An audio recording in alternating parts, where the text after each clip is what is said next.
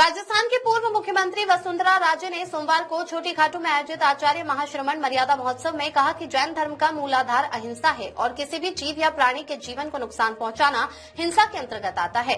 उन्होंने बताया कि हिंसा केवल हथियार उठाने या मारपीट करने तक सीमित नहीं है, बल्कि किसी का दिल दुखाना और किसी का मन तोड़ना भी हिंसा की श्रेणी में आता है। वसुंधरा राजे ने कहा, राजनीति में अक्सर ऐसे उदाहरण देखने को मिलते हैं जहाँ दिल तोड़े भी जाते हैं और दुखाए भी जाते हैं।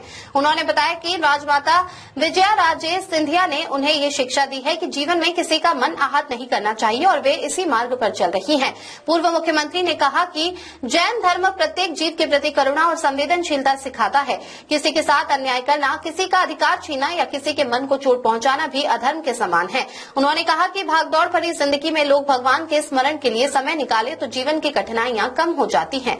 इस अवसर पर युग प्रधान आचार्य महाश्रमण ने कहा कि व्यक्ति के जीवन में नैतिकता, सद्भावना और नशा मुक्ति होना बेहद आवश्यक है। उन्होंने वसुंधरा राजे को संस्कारवान जननेता बताते हुए कहा कि वह संतों के सामने आसन या कुर्सी का उपयोग नहीं करती, जो उनके जीवन के मूल्यों को दर्शाता है। महाश्रमण मर्यादा महोत्सव समिति की ओर से पूर्व मुख्यमंत्री का सम्मान भी किया गया। कार्यक्रम में बड़ी संख्या में श्रद्धालु और समाज के लोग उपस्थित रहे।